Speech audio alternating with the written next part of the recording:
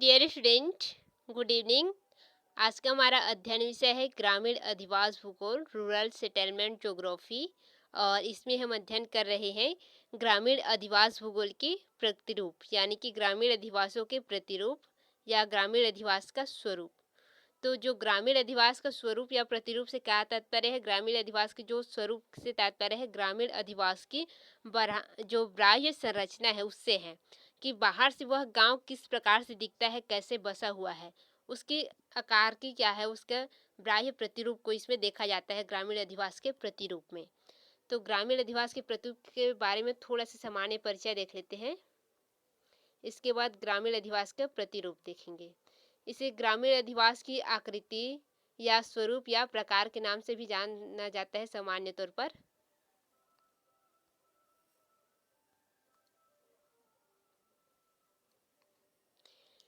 ये देखिए, उसका सामान्य परिचय देख लेते हैं। ग्रामीण अधिवास की जो प्रतिरूप है उसके, किसी गांव की आकृति अनेक घटनाओं द्वारा प्रभावित होता है, जिसमें कुछ भौगोलिक होते हैं जैसे कि उच्चावच नदियाँ सड़कें की दृष्टि से, कुछ ऐतिहासिक होते हैं जैसे कि प्रारंभ में सुरक्षा प्राप्त करने के लिए प्रवृत्ति या उसके लिए किए गए प्रयास, कुछ आर्थिक कारण भी होते हैं जैसे कि गांव की प्रथम स्थापना के समय अपनाई गई कृषि के ढंग, कुछ प्राकृतिक तौर पर आकस्मिक रूप से या कुछ योजनाओं के फलस्वरूप भी गांव की आकृति में या उसके प्रतिरूप में क्या होती है, प्रभाव पड़ता है। अतः कुछ आकृतियां अन्यों की अपेक्षा अधिक नियमित भी होते हैं। तो इस प्रकार से जो गांव के प्रतिरूप होता है वो भौतिक सामाजिक आर्थिक सभी प्रकार से प्रभावित होता है। यद्यपि गांव के यानी कि सभी गांव में कम से कम या अधिक से अधिक जो संख्या है घरों का, वो झुंड और अन्य भवन पाए जाते हैं। यानी कि गांव में क्या होता है, जो घरों का समूह होता है वो झुंड में पाया जाता है। लोग प्राय समाज में स्थान मतलब समाजों में निवास करते हैं। और जो अन्य भवन भी पाए जाते हैं जैसे कि जो ग्रामीण मकान होते हैं उसके पास क्या होता है, पशु के लिए स्थान भी होता है, और जो खाद्यान्न वगैरह है उसके भंडारण के लिए एक अलग सा रूम भी रहता है या उससे सटे हुए भी रहते हैं। ये देखिए नीचे बताया गया है, कुछ क्या होते हैं एक दूसरे से सटे हुए होते हैं, कुछ एक दूसरे से दूर दूर स्थित होते हैं। ये क्या होता है, गांव का अपना स्वरूप या प्रकार होता है, यानी कि उनका अलग ही एक स्वरूप होता है गांव में। कुछ लोग क्या करते हैं वही निवास करते हैं और वहीं पर क्या करते हैं उनके पशु भी निवास करते हैं, ऐसा होता है। कुछ गांव की किसी सड़क या नहर के किनारे बसे हुए घरों की एक लंबी पंक्ति में क्या हो जाता है, बस्ती बन जाता है। तो कुछ सड़कों के चौराहे पर चारों ओर फैल जाते हैं। सामान्यतः इनके जो प्रतिरूप है वो निम्न प्रकार से बांटा गया है, तो उनका अध्ययन करते हैं। सामान्य परिचय हो गया, अब उसके प्रतिरूप का अध्ययन। तो ग्रामीण अधिवास के जो प्रतिरूप है उसमें फर्स्ट है रेखी प्रतिरूप या पंक्तिनुमा प्रतिरूप या सड़क आकार का प्रतिरूप। यानी कि ये क्या होता है, रेखी प्रतिरूप जो है ये आपके जो सड़क है उसके सहारे बनता है। ये मान लीजिए आपका ये सड़क है, अब यहाँ पास क्या हो जाएगा, यहाँ पास मकान बनते गए किनारे में, ये ऐसे कुछ, ये इससे क्या होता है एक बस्ती का निर्माण हो जाता है। फिर यहाँ पास क्या हो जाता है, गांव बन जाता है। इसके सड़क के किनारे इस प्रकार से बनते बनते जाता है ये। तो इसे क्या कहते हैं, रेखी हुई या पंक्तिनुमा या सड़क आकार का गांव कहते हैं। इस प्रकार के गांव का जो बहुधा किसी सड़क के यानी किस प्रकार के जो गांव का निर्माण है वह किसी सड़क के दोनों किनारों में या नदियों के ऊंचे उठे हुए जो किनारा है इन भागों में मिलता है, और यह सक्रिय पट्टी के रूप में रहता है। उसका उदाहरण भी दिया हुआ है जैसे कि फ्रांस में या दक्षिण वेल्स के खनन क्षेत्र में या गांव में, अथवा किसी सोते के किनारे पर जो पंक्ति के रूप में बसे रहते हैं, इसके अंतर्गत होता है। इस प्रकार के गांव में मकान प्राय एक या अनेक पंक्तियों में बने होते हैं। पंक्ति का मतलब क्या होता है, जैसे कि ये आपका सड़क हो गया समझ लीजिए, और ये आपका सभी मकान है। तो ये क्या है, एक लाइन से गया हुआ है, ये एक पंक्ति हो गया आपका। अब यहाँ पर फिर दूसरा मकान बन गया लाइन बार, तो ये क्या हो गया, दूसरा पंक्ति हो गया। इस प्रकार से बने होते हैं।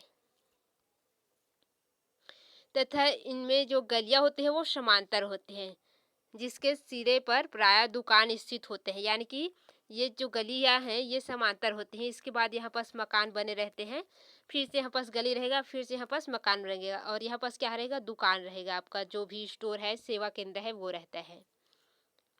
मकान क्या होते हैं, पास पास इसमें सटे होते हैं और इसमें दरवाजे एक ही ओर रहते हैं। जिस ओर ये सड़क है उसी ओर इसका मकान का दरवाजा रहता है। और ऐसे मकान के एग्जाम्पल भी यहाँ पास दिया हुआ है। इसमें है आपके इंग्लैंड का जो गांव है उसको, फ्रांस में है आपके गांव, भारत में इस प्रकार के गांव, उड़ीसा के जो समुद्र तटीय प्रदेश है, झारखंड है और आंध्र प्रदेश है, गुजरात है, दक्षिण भारत है जिसमें तमिलनाडु, ये सभी क्षेत्र है इसमें दिया हुआ है। आप इसे स्क्रीनशॉट करना चाहे तो कर सकते हैं क्षेत्र को, या एक आध दो क्षेत्र का नाम लिख देंगे तो भी चलेगा। और ये ग्रामीण अधिवास के जो प्रतिरूप है इसे भी स्क्रीनशॉट कर लीजिए।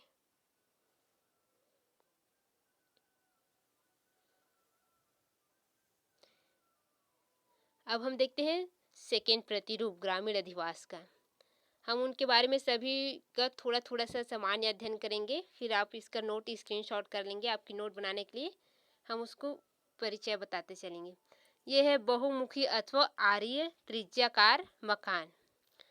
जिन स्थानों में कई सड़क मार्ग आकर मिलते हैं वह बस क्या होता है, जो ग्रामीण अधिवास का बहुमुखी प्रतिरूप या आर्य त्रिज्याकार प्रतिरूप का निर्माण हो जाता है। वहाँ क्या होता है, वहाँ कृषि वस्तुओं के आदान प्रदान की सुविधा मिलती है। ऐसे मिलन बिंदुओं पर गांव का श्री गणेश होता है, यानी कि इसमें क्या होता है, गांव का निर्माण होता है। जैसे कि ये क्या हो गया, आपका एक बिंदु हो गया। अब इसमें क्या हो रहा है, इधर से एक सड़क आ रहा है, इधर से एक सड़क आ रहा है और इधर से एक सड़क और यहाँ से एक सड़क इधर से। अब इसके सड़क के किनारे किनारे क्या होता है, गांव का निर्माण होते जाता है। ये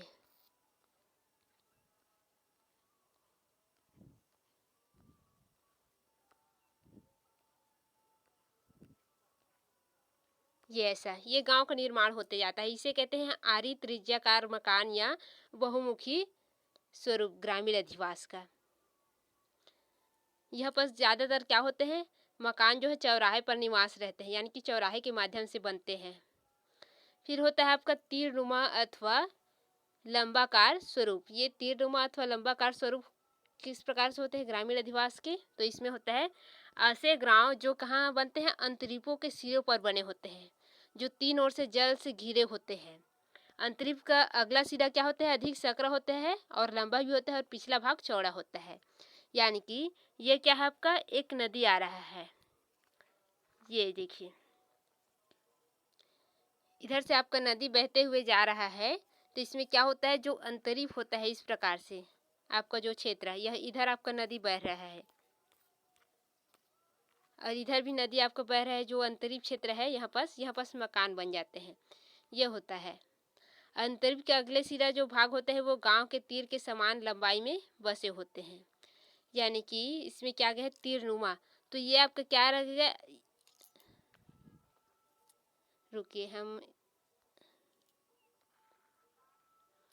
ये मान लीजिए एक तीरनुमा है और इसमें हम क्या कर दिए, ये बीच का जो है ये आपका नदी वगैरह हो गया है और इसमें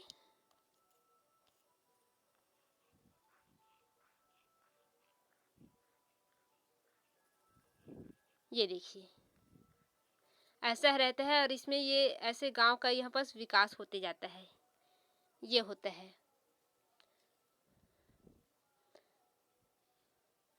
और इन गांव के जो बसाव का मुख्य कारण होता है वो होता है समुद्र और उनसे प्राप्त होने वाली मछलियाँ वगैरह। तो जो लोग रहते हैं वो क्या करते हैं, जो समुद्र के पास मछली पकड़ते हैं और जीवन यापन करते हैं, वो ऐसे जगहों पर निवास करते हैं जो क्या होता है, तीन ओर से समुद्रों से घिरा रहता है और बीच में छोटा सा जगह रहता है, उसमें वो लोग निवास करते हैं। इसका उदाहरण भी दिया हुआ है, मध्य प्रदेश वगैरह क्षेत्र है, आपके उड़ीसा का झील क्षेत्र है, बिहार वगैरह क्षेत्र है। तो इसका स्क्रीनशॉट कर लेंगे ताकि आपको नोट बनाने में कोई समस्या ना हो। इसमें से एक दो क्षेत्र आप लिख देंगे ताकि एग्जाम में पूरे नंबर मिले आपको। फिर है वृत्ताकार अथवा मकड़ी जाल स्वरूप, ये गांव का चौथा स्वरूप है।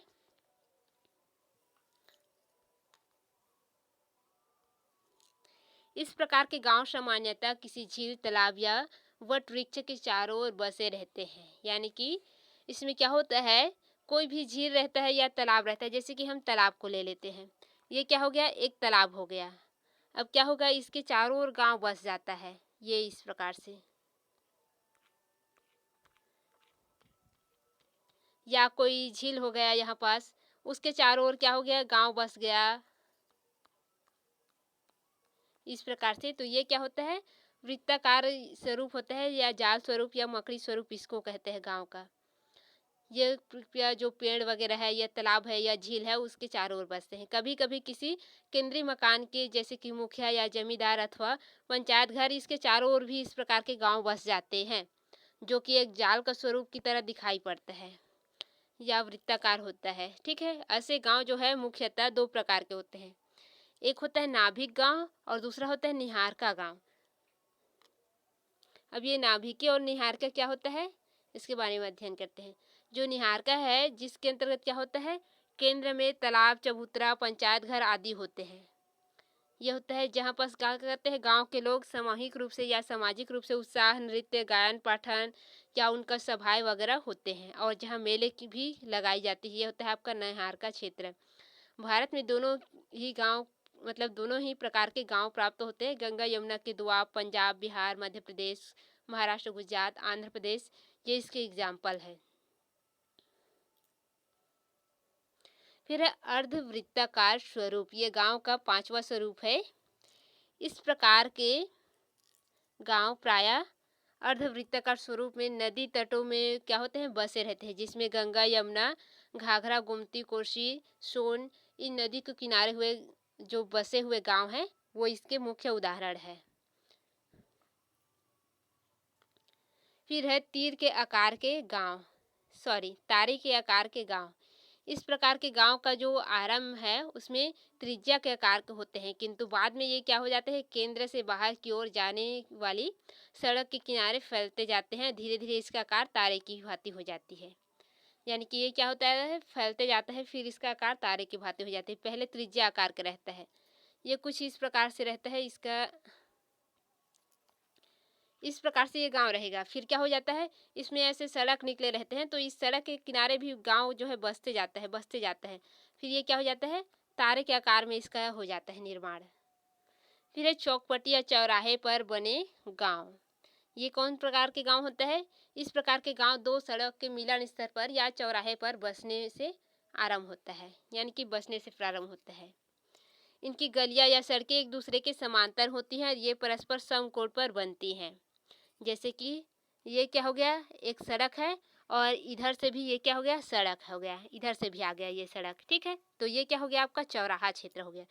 अब इसके किनारे किनारे आपका क्या बनेगा, ये मकान बनते गए।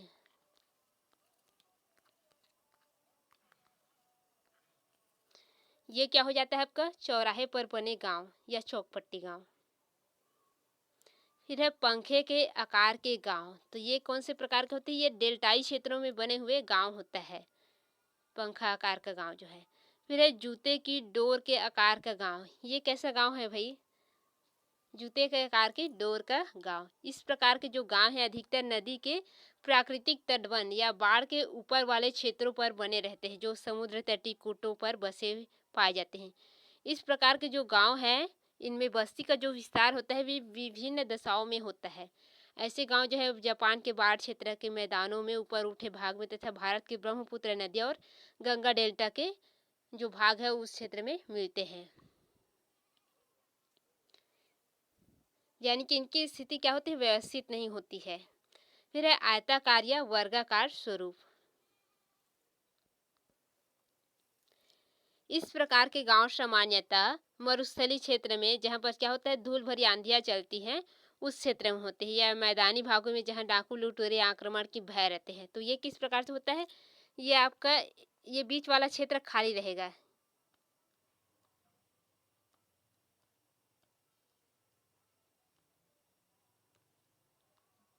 ये क्या होगा, ये क्षेत्र आपका पूरा खाली रहेगा, यानी कि इसमें कोई कुछ नहीं रहेगा, ये पूरा शून्य स्थान रहेगा। और आपका जो मकान रहेगा वो कहाँ रहेगा, ये ऐसे बनेगा आपका मकान जो है।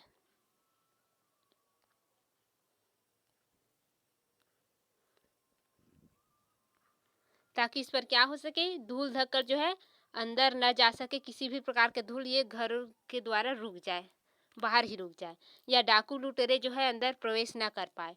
तो इस प्रकार के होते हैं। ऐसा गांव जो है ये किसी जल स्रोत या तालाब के निकट ये चौकोर गांव बनाए जाते हैं, इस पर होता है।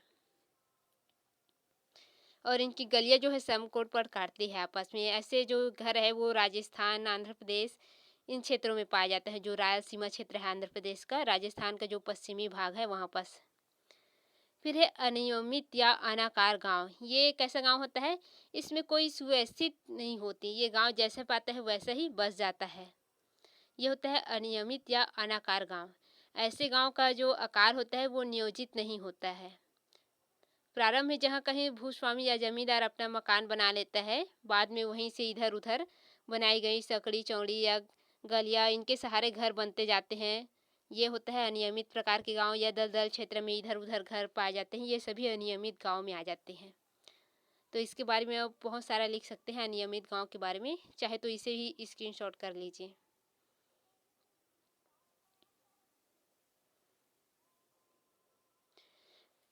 फिर है नेक्स्ट, सीढ़ी के आकार के गांव।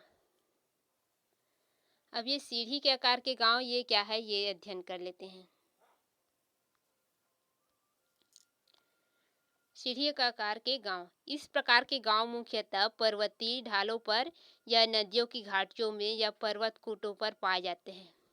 वहाँ पर आपके सीढ़ी के आकार का गांव मिलता है। आपके पर्वतीय ढालों पर क्या करते हैं, जो मकान होते हैं वो पर्वतीय ढाल को काट काट करके समतल टाइप बना बना करके उसमें मकान बनाए जाते हैं। ये होता है पर्वतीय ढालों पर बसे गांव।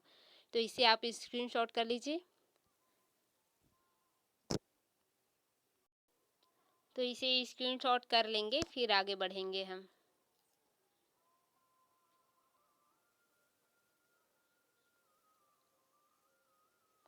फिर नेक्स्ट आता है मधुमक्खी के छत्ते के आकार का गांव।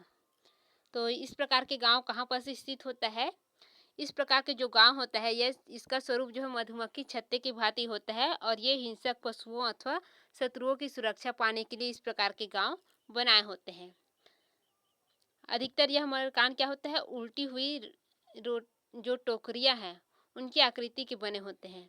झोपड़ियाँ जो है गोल दायरे में, मतलब कि गोल बनाए होते हैं, जिसमें एक ही द्वार होते हैं, घेरे के केंद्र की ओर खुलता है जो घेरा है वो। यानी कि यह आपका क्या हो गया, एक प्रकार का झोपड़िया हो गया। ऐसे ही सभी और चारों ओर ऐसे ही झोपड़ी के माध्यम से बनाएंगे। और आपका जो गेट किधर होगा, ये झोपड़ी की जो आंतरिक हिस्सा है वहाँ पास आपका एक ही गेट होगा, ऐसे उसमें कोई खिड़की वगैरह नहीं रहता है। ये होता है मधुमक्खी आकार के छत्ते का गांव। ये गांव जो है जो दक्षिण अफ्रीका के जो जुलू क्षेत्र है, यानी कि जनजाति क्षेत्र है, यहाँ पर अधिक पाए जाते हैं। इनकी झोपड़ियों को क्राल के नाम से जाना जाता है। आप अंग्रेजी में कक्षा 8वीं या 9वीं में भी पढ़े होंगे इसके बारे में। एक जनजाति दिखाया गया है जिसकी झोपड़ियाँ इसको क्राल के नाम से पढ़ा जाता है, उसमें है, इंग्लिश में हम पढ़े थे। भारत में इस प्रकार की जो गुंबदनुमा झोपड़ियाँ हैं वो नीलगिरी के जो टोडा जनजाति है उन लोगों में पाया जाता है। जैसे कि ये देखिए टोडा क्षेत्र का ये झोपड़िया से बने गांव, ये होते हैं मधुमक्खा, जो मधुमक्खी छत्तिया के गांव होते हैं उस प्रकार के। ठीक है, तो ये हो गया हमारा ग्रामीण अधिवास के प्रतिरूप।